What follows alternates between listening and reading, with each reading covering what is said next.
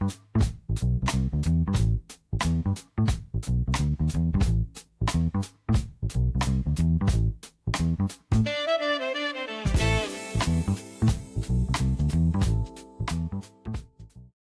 Welcome, going on, Mr. welcome. Cox? How you doing, my brother? Doing well, man. Back at it again, man. Good to see you, man. Good to see you. Good to see you too. Hey, man, I got a good subject going on this week. It's gonna be a series. Actually, what we're doing, it's the first of a series of Black History Month podcasting, and it's gonna be Black History ain't going nowhere. We're gonna start the month out with that. We're gonna lay down a marker so everybody know that we're not going anywhere. And I need y'all to excuse my voice. I've had a cold this week, but I'm gonna power through this one this week. Okay. Okay. So Black history has always been a miracle, not because it's persevered in textbooks, but because it's survived in us, the people, in the stories whispered in the kitchen tables, in the songs grandmamas hung, names we carry, battles we didn't choose but still fought. And now, in time when some folks want to shrink our story, sanitize it, or pretend it never happened, we stand in the same truth our ancestors stood in. You can't erase what we remember. You can't silence what we speak, and you can't bury what we refuse to die. This is Jens Making Sense, and today we're going to talk about celebrating Black history when some are trying their hardest to erase it. So that gives you some kind of idea of what we're going to talk about tonight. In the first segment, we want to talk about the attempted erasure of Black History Month. Let's get into it. Yeah, across the country, we're seeing attempts to rewrite, restrict, or remove Black history from classrooms and public spaces. And let's be real, this isn't new. Every generation has faced a version of this. But the modern push to erase our story is loud, organized, and intentional. Why? Because history shapes identity, identity shapes power, and power shapes the future. If you control the story, you control the narrative. If you control the narrative, you control the people. But here's the part they always forget. Black history didn't start in a textbook, so it can't end in one. What you got to say about that, Mr. Cox? It's exactly right. I think personally, and this is my personal opinion, I'll make it really short, is I think we spend too much time crying about what people are trying to do. We can't stop people from what they want to do. The thing is we bring up our own narrative. Let's make our own narrative. If they want to try to erase Black history, let them go ahead and try. And let's see how far they'll get with it and everything. Let's just keep saying, like our opening said, we got to keep saying it, singing it, doing poetry, getting together. We got to do all the things that we really need to do to keep it out. We got to tell our children. That's the most important one. I almost forgot it. And that's how easy it is. We as a family unit, and you said this on many of our segments, that we got to get back to family. And when you got family, the father can tell the story, the mother can tell the story, and the children can learn. And they learn it the right way, right into the house and everything. Um, you know, the question begs, and I want to get into this with you, is why do they want to erase our history? Why? Why? Can you tell me in your own words, Suleiman, what you think about that? Why are they trying to erase our history? Yeah, I mean, I think there's, obviously, I think there's disingenuous things. I think there are some people out there that don't want to acknowledge what Black people, not just American Black people, but Black people around the world have contributed to the success of the world. There are a lot of inventions that were created by people who share a reflection that don't get credit. I'll take it back to something as far ago as the Egyptians. People discuss Egypt as if Egypt isn't an African country. People discuss Egypt as if the Arabs were the ones who built the dynasties in Egypt. They weren't. I mean, the Arabs came later.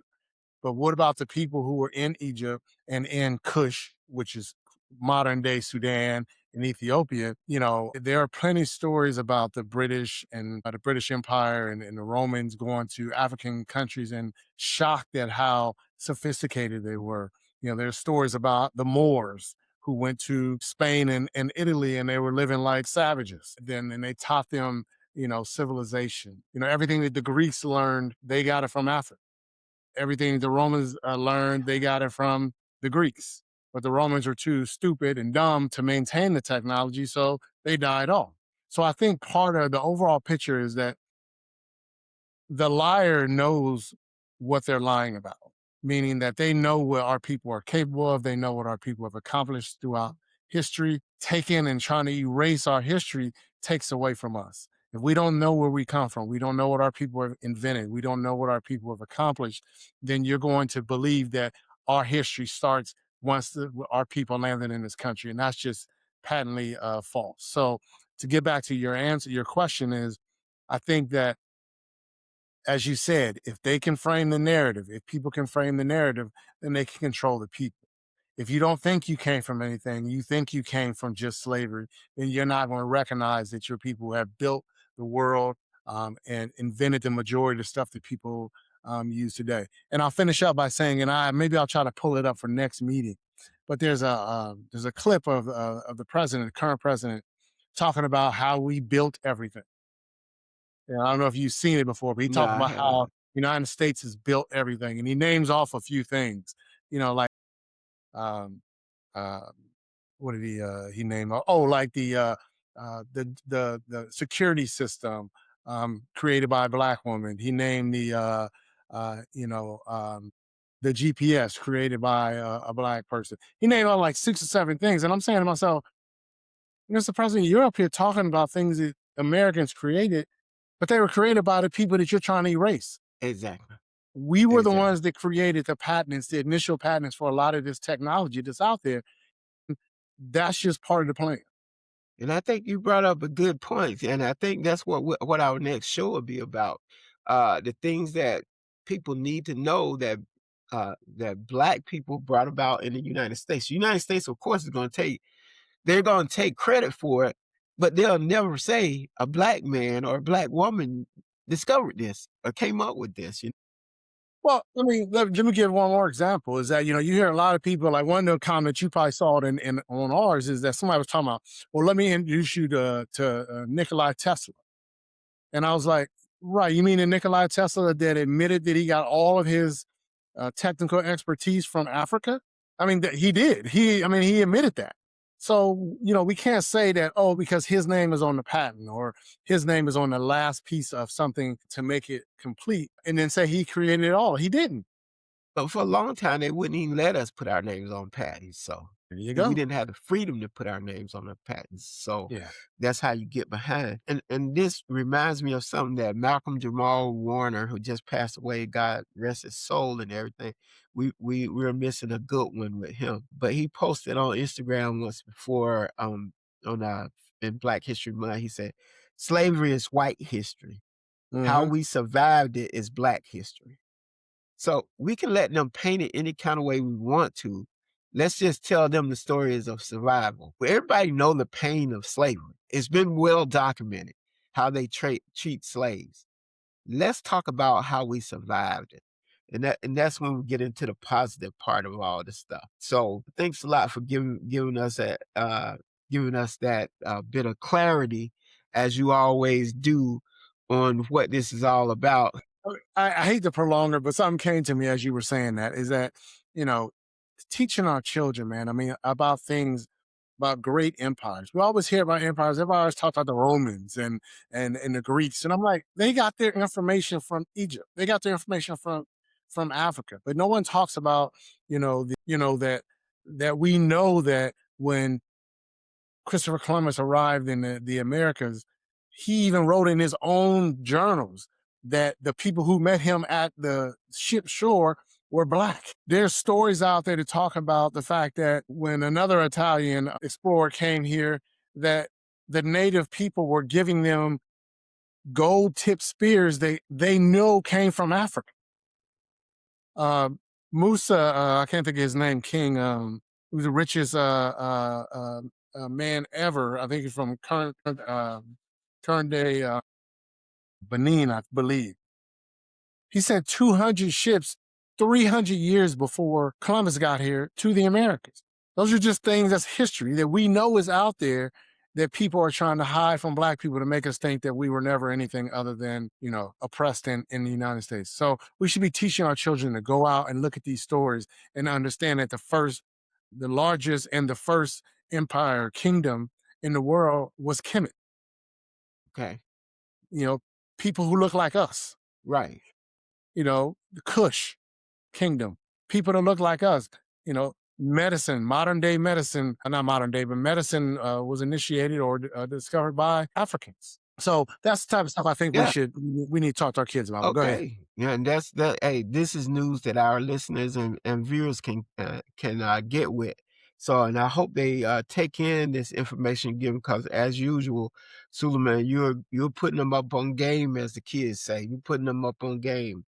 And Yeah. like Jamal Warner said, slavery is white people history. How we survived is black people history. How do we continue to survive it? That's the new question. Black history lives inside of us. So that'll give you a little idea on how we plan to let it survive. I've seen examples and they give examples of how brothers and sisters dap each other up. Mm-hmm. That's history there. Even the Wakanda for life thing, when the brothers put the hand on their chest in a cross, beat Yep. their chest like that. That's strength in what we always used to do. Go ahead. I was going to say King Mansa Musa, which is current day Mali. Mhm. 1312 to 1337, man. One of the wealthiest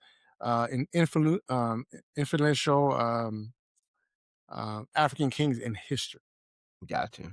No one ever hears about this guy. I mean, this guy was one of the richest kings and most powerful kings in the world. We're talking about the 1300s here. Because of colonizers came and colonized. They do Right. what they do. Exactly. They plant discourse in the people, make them argue amongst themselves, and once they're arguing amongst themselves, they take their riches from them, for the Right. most Yep. part. Part of what colonizing is all about. And that's what colonizers would do. When we say it lives within us orally, the way we speak, culturally, the way we dance, the way we dress, all those things, spiritually, Yep. how we act when we're at church and everything. That's a big thing that people see a difference. It's embodied in everything that we do. Now, have we slid away from some of it? Yes, we do, Sure. because I think our young kids, by being in this country by being in this country, been raised in this country, and seeing the culture in this country, they don't respect their elders like they do in Africa. In Africa, they respect their elders. I believe they respect their Well, elders I a mean, little if I could better. just add something to that, I mean, and not push back on you, but just that narrative is that, yeah, there are a lot of young African American men and women out there that I think sometimes act disrespectful. But I think those are the people that they push out there for people to see. The ones that are always arguing, Yeah. Oh, yeah. Yeah. the reality TV shows, or people that get on YouTube and do YouTube content that are acting like fools, and they don't highlight people like us or you know black folks that are on YouTube trying to educate our young folks, trying to have discussions with each other to make life better for us. That gets pushed to the back of the line, but the ignorant stuff, excuse me, gets pushed out on us. People like Nicki Minaj get pushed to the front as if she represents anything in the I African mean, that was right on time. We've been talking about that all year long, and you hit that right on the head, just like I said. We put people like Nicki Minaj and these other people up front, and then they go and do the kind of stuff they doing now. It's Yeah, I mean crazy. Nicki Minaj, before her was Candace Owens, is Yeah, Mason Whitlock, is the young lady that used to be on ESPN. I can't remember her name. I know what you're talking about. But her and I'm like, look, if you don't want to be in our community, you don't have to be in our community. But we're not going to allow you to make money off of being disrespectful to us. And that's the issue that I've always had with those type of people. Nicki Minaj can do what she wants. She can go and hang out with Trump and whoever she wants to hang out with. She's not American, so she has no citizen rights in this country. But she can do what she wants. But you're not going to get rewarded for that. But you're not coming back to our community out when you go out and do that. And No. that's the issue I think we need to take up as a community is to start ostracizing these people and not allowing them to regain access to our economy. And for the most part, that's happened to all those people that you God bless you. And there's no way I can give you my code over the computer, so don't blame me for that sneeze, okay? Yeah, whatever, man. I feel myself getting sick. Yeah. But, yeah, um, uh, those same people that you call their name out to, those people are struggling now. Sure. That one actress, I forget her name, she ain't been able to find meaningful jobs lately, you know? You talking about shoot, that the Dash Yeah, Stacey? Stacey Dash, yeah, she ain't been in no films lately, Yeah, especially and black again, films. and again, we've talked about this. Is that nobody has a problem with who you decide you want to, what political side of the aisle you want to be on. Yeah, Go be with whoever you want to be on, but you don't have to go over there and be disrespectful to us. see, You're not in our community. You haven't been in our community. We recognize that. So go and do what you want over there. Leave us alone. That's yeah, the issue that I have with all of them. yeah, and we understand that we're not monolithic. You're right. Black people don't have to be monolithic. That's why we got black Republicans. That's why we got black MAGA. But be happy with your MAGAism and leave us alone. You ain't gotta talk about us. Just because 'cause you're a MAGA, don't you ain't gotta talk about us. Go on about your business, you But know? see, that just goes back to what we've always said is that, if you dislike us so much, if you don't like black people so much, then why are you so focused on us? Why are you so focused on trying to erase the history that we have created in this country? Why are you trying to dress like us? Why are you trying to be appealing and attractive as you are to us? I brought it up before. We're the only cultural people in the world, and we took a construction boot and turned it into a style of clothing that you wear. Yeah. Nobody was wearing construction boots before black people in this country. No one was playing them like that. No, no. No one was wearing hats, ball caps and stuff like our young folks do. Mhm. We were the ones that created that. You go anywhere in the world, you see that same look that you can see on the streets here in DC. You see it over in their countries. Go ahead. Exactly. And all we're saying, to kind of wrap up this segment and everything, all we're saying is no politician, no law that they come up with, and no movement can erase our culture history and who we are. They can't. That brings us to another. How do we Yep. celebrate anyway? We Yep. celebrate anyway through and not hiding from what our stories and stuff, not running away from our story. And we gotta teach our young kids.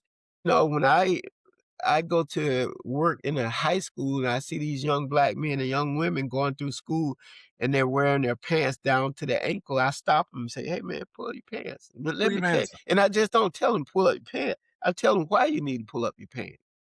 I explain it to them. Now, if that person listened to me or not, at least I've done my part by explaining to them.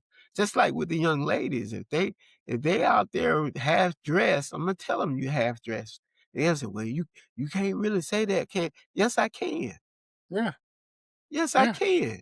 I Yes, can I say can. that. Yep. Yeah. I didn't say nothing disrespectful to that young lady. I just said, "Young lady, you need to cover up." What's disrespectful about that? Well, I mean, people need to recognize that as, you're going to pay for that because, people are going to assume that you are what you look like.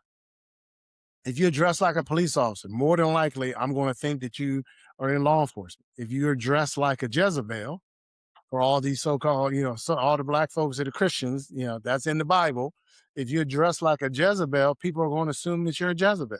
They're going to assume that you're easy and that they can potentially have a little bit of fun with you. If you dress like that, it's not the person who's coming up's responsibility to show you the respect you think you get. It's up to you to demand the respect that you expect to get. So Look, dress appropriately and make people treat you based upon your appearance before you open up your mouth. That's the reality. there you go.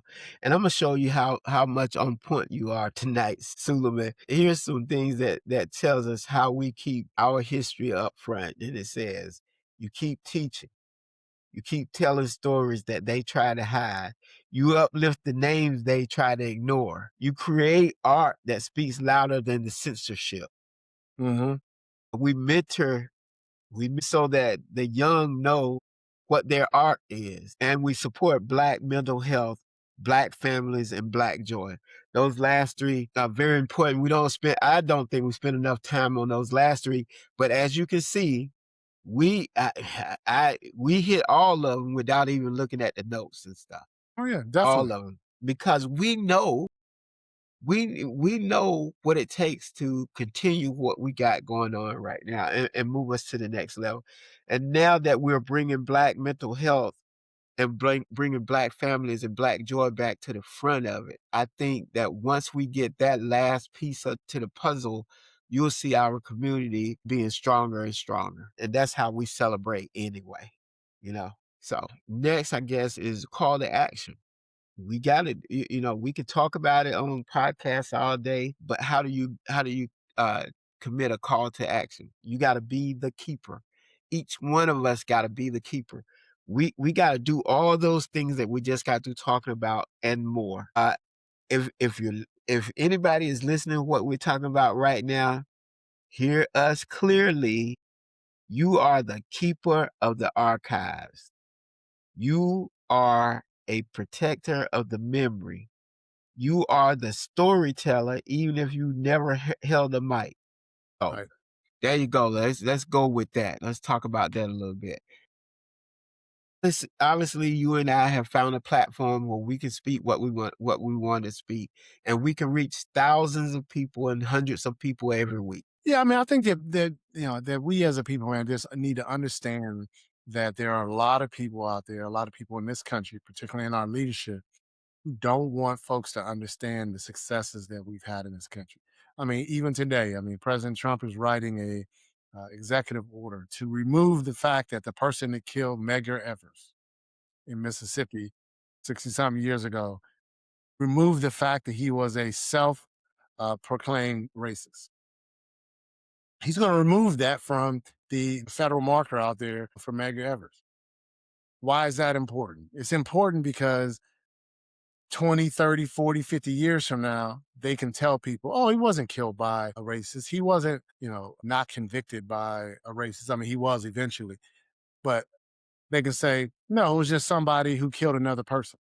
And it eliminates and it cuts out the historical context of what happened in Mississippi. And I think that is important for us to remember is that there's always context when you're talking about systematic racism in the United States and things that were done to civil rights leaders or people in this country. You can't take out the fact that it was done because the person was black. That's important when you're telling the story. And all this president and his administration are trying to do is to eliminate that, to take the guilt away from them and just say it was just a murder. It wasn't a murder. We know exactly what it was, and it should be told that way. Doesn't mean that that's something that happens is rampant nowadays. It just means that during that particular time, the thing that Medgar Evers was doing, it's important that everybody knows the history. This man is exhausting. He really is. Every day there's a little bit of this, a little bit of that, tearing away at the very fabric of our country. And he's ostracized a lot of people. And if you don't watch out, and like I said last week, I think I said last week is the gains that we've made, he's set them back at least 2 decades probably. Some of the stuff he's already done, Yeah, they seem like little things, but they become big things later. That's why it's purpose. we have to get out, we gotta vote, we gotta make a plan to vote, we gotta go out there and tell these stories. We have to tell these Black people we gotta tell all people, but the ones I'm concerned about is Black people, you know? Everybody need to hear this uh, because you saw it in living color. We're going after the bad people from that are illegals and stuff, and now they start turning. First it was Hispanics, now they going after the African people, and in the sweep of getting African people, he's picking up Black Americans now. And what when they stop you, what they're looking for is an accent. They stop you because you're Black, and then when they ask for an ID, they want to hear your accent. And then they have their proper cause then. So it don't make no sense. That's the very definition of profiling, and we try to get away from that a long time ago. Very definition of profiling. And so, do you have anything else you want to add to that as far as the bringing tying it up in a knot, bringing it all together, how people are trying to take it away from us, how we have to continue it going forward, and how we as a people need to act when we're doing these things. Yeah, I mean, the reality is that we have to remember what our parents taught us, and we have to teach our children so that they understand the history that we have in this country. Go online, read books to tell you about inventions in this country. You understand that you have a place in this country because your ancestors are people to share your reflection invented some of these things and started some of these things. Stay strong. I mean, this president is going to continue to try to do this, but he's not the first. I mean, the world has tried to erase our history for thousands of years and take away what we've accomplished. I brought up, Egyptians and the kingdoms in Africa. I mean, you know, we got, the Arabs around the world and Egyptian Arabs that are trying to take away what black people started in Egypt.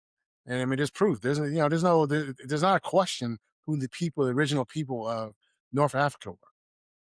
I mean, we know when the Arabs came into Africa, we know when they arrived, and we know what was built and what was created before that. So we just need to hold them accountable. And when they say stuff that's not true, when people, come out and try to legitimize things that are not legit, we need to hold them accountable. And I think we do that, and I think we need to get a little bit better. Mainly ostracizing some people who look like us that are going on to the other side to be disrespectful. That's fine. You can stay over there. You're not going to be able to come back on our side and have forgiveness. I mean, like I said, I'll use Nicki Minaj as an example. Nobody that's sitting on the Trump side is listening to Nicki Minaj music. No one. Nobody's listening to them. Stephen A. Smith's another one. Stephen A. Smith makes his money based upon what he says. Not many black folks are watching Stephen A. Smith. The people that are watching Stephen A. Smith want him to say the stuff he says because he's a blackface. And there's a lot of them out there, to do that. And we just need to hold them accountable. No one's saying you can't go over there. Have fun. But you're not coming back over here and you're not going to make money off of us after you've thrown us under the bus. Yeah. Okay. Well, good. Thanks for wrapping that up for us and everything. Let's go ahead to on another note. I'm gonna let you start it off this week. Did I catch you off Um, guard? I, on another note for me, it's outside of the country, but I want to give the president of Burkina Faso another shout out. I mean, what that young brother is doing over there and trying to bring African countries together to realize the power that they have as an African continent, and to try to prevent people from coming in and raiding all the resources that sit on that continent and start to take control of their own country. No one's saying that we can't negotiate and sell products to other countries. But, countries like France that have basically built their country off of, backs of West Africa, that needs to stop. These countries need to take control of their own course, their country and their resources and start standing up to what people are doing. In Africa, I mean, you have to go, you got to have different passports, you got to get visas and all that type of stuff to go from one country to the other. But anywhere else in the world, that's not the case. I mean, we can basically walk down to Mexico with our driver's license. Europe got one money, one passport. You can go all over Europe with the same passport. In Africa, you have to have a passport for Burkina Faso, have a passport for Kenya, have a passport for all these countries. And what he's trying to do is to say, look, we're a continent, we're all together. As long as from a security standpoint, this person is good to go. Same thing the Europeans did. You should be able to travel all across Africa with one passport. You shouldn't have to, stop at the border and get treated like you're a foreigner. You should just be able to travel in between agreed countries. And that's what he's trying to do. So I'm glad that some countries are getting aboard and recognizing that they need to come together more. But I want to give him credit. I think he's doing a pretty good job over there. I pray for him every night and hope that somebody doesn't, try to assassinate him because he's trying to do, good stuff for Africans. But What country is he he in again? What's the Burkina name of it? Faso. Burkina Faso. Uh-huh. Yeah. So he's Ibrahim Torre. We talked about him before. Oh, okay, gotcha. Yeah, Yeah, gotcha. Captain Okay. Ibrahim Torre. Okay, You should gotcha. take the opportunity, man, and listen to some of the stuff that he says when he makes his speeches and what he's trying to do over there. He's really just trying to, modernize his country, man. I mean, they're a small country in comparison to, Nigeria and North and South Sudan. He's trying to do the right stuff over there. He's trying to get other black leaders over there to come to the table and work something out. So I'm happy for him. So that's my on You another know, note. and I want to just speak on a little bit on your other note. It always gets me two things. First, it always get me that people don't understand that Egypt is in Africa. It always get me. And when you Yeah, but tell them, why? God, go ahead. when you tell them, they'll be like, "No, it's not. Look at the map. Look at the map." And my thought is, and this is something I want to research about it is do Egypt think they're not in Africa? Egyptians. No, Egypt knows where they are, but the Arabs are just as guilty as Europeans. I mean, the Arabs know when they came into Africa. They know what they came into and what they saw. Uh, They know that all of those pyramids and most of that stuff that was already built and the technology and the education that came out of there came from Africans. But now they claim it as if it was originally theirs, and they're not. The people who are in right, the people who are in North Africa right now, most of them are Arabs. They got yeah, Arab ancestry. right. And they know that. They know the answer to it, but it's easier to say that we created this and it was our people that have done this. If that's the case, why don't you see pyramids and hieroglyphics and things like that uh or why don't you see it in the Middle East? You don't see any of that in the Middle East. So Right, if it right. was them that created it, why don't you see it in their homeland in Arabia? Yeah. But you see that in Africa. You see, like I said, I talk about the Kemites, and Kush, and down in Sudan. There are pyramids in Sudan. They look just like the ones that are in Africa. I mean, in Egypt, and that's because the people from that part of Africa were the people in North Africa, which is current day Egypt, before the Arabs invaded Africa. That's really, that weighs on me. I still get mad every time I think about all my youth and all my teenage years. I was brainwashed into thinking that Christopher Columbus founded America. That gets on my freaking nerves, man. Well, and It really does. yeah, and I mean, and I mean, all the lies that come with that. I mean, I'm Yeah, like, people make fun of, and you've heard it throughout your life. I uh, know I have. People make fun of Timbuktu, yeah, right? yeah, yeah. Timbuktu used to be the knowledge center of the world. Uh-huh. Everybody from all over the world used to go to Timbuktu to their libraries and learn. People used to travel from all over the world to go to Timbuktu. But now, if you ostracize it and you make it seem like it was nothing, then what you've done is succeeded in taking all of the power away from the people of that time that lived there and what they were. Gotcha, gotcha. Okay, so my on another note is pretty much, is the same about media and stuff. Yep. I was looking at TV today, and all that Donald Trump has said that he think that elections should be nationalized. He named out 15 states, and he named out about 5 cities: Detroit, Atlanta, Hmm. Philadelphia, and I think Chicago. He named out those cities, and he said they got corrupt elections. And when the news people put this out here and they said it and then they asked the people on their panel, "What do you think about this?" All of them tap danced. Every last one of them tap danced. "Oh, he just talking about blue states and stuff and red state." And you don't have a problem with that, huh? So let's just cut down to the chase. It ain't about a blue state. He didn't say in Atlanta. He didn't say Carrollton, Georgia in Atlanta. When he talked about Georgia, he didn't say Carrollton, Georgia in Atlanta. In Georgia, he talked about Atlanta Uh-huh. because it's black. It's ran by black people. And he has a problem with cities that are ran by black people. A big problem with it. And I waited patiently to see if anybody on that panel would actually say, other than their blue states, that they're predominantly ran by black people, and he wants to make them pay for not voting for him. Mhm. No, I mean, in what stretch of the imagination do you believe that you as Donald Trump will win Fulton County when Fulton County is 85% black? If they had policies in place, or if they had a future for people, regardless of their color, then they could potentially win. But they don't have that.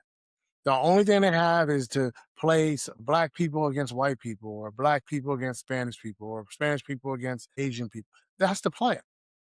Yeah, That's the only play they have. If being a Republican and Republican policies is so good for the country, then show your work. Go into those communities and say, here's what we'd like to do to make your life a little bit better. But no, they don't. They go into a lot of these communities around here and tell people you have what you reason you don't have what you think you should have is because Tony or Suleiman took that from you. They didn't earn it. They only got it because of the color of their skin. yeah, it's really ridiculous, and yeah, that's my on another note is media got to start saying what it is. That's it. Point blank. Don't Period. hold your breath. Say what it is. Don't try to dance around it. Yeah, they're Okay, not going to do that. you're right about that because everybody don't want to be censored and stuff. But hey, it is almost March now. It's February. You got about 6, maybe 8 months before the election. We can all do something about it. We can all do something about it. And let's get out there and do it. We are Gents Making Sense, y'all. And once again, we get through another good episode and everything. The fact remains that you cannot get rid of our Black history. It's impossible because we live it every day. Yep. And Gents Making Sense is proof of that, of where we try to tell the truth that meets culture and culture that meets the community. Black history ain't going nowhere because we are still here. And until you can get rid of us, Black history gonna be here. You can do whatever you want to. And that's how I think our people should start reacting. Stop complaining. Let them do what they gonna do. We do what we need to do, and Yep. we ain't gotta worry about it. That's How it. I That's feel, my man. last word. You got any last words? Nah, man, that was a good closing, man, Yeah. and we appreciate it. Hey, if you go to YouTube, man, watch our shorts, man, watch our videos, hit that subscribe button, man. That's how you can get our content. We're steady moving up. I think people are liking some of the stuff we're putting out there. So we're gonna keep being as real as we can. No show, just two brothers talking. That's it. Two brothers talking, and we're gonna be back next week with a second in the series of celebrating Black History Month when it's under attack and everything. Thank y'all once again. See you next time. Right, folks.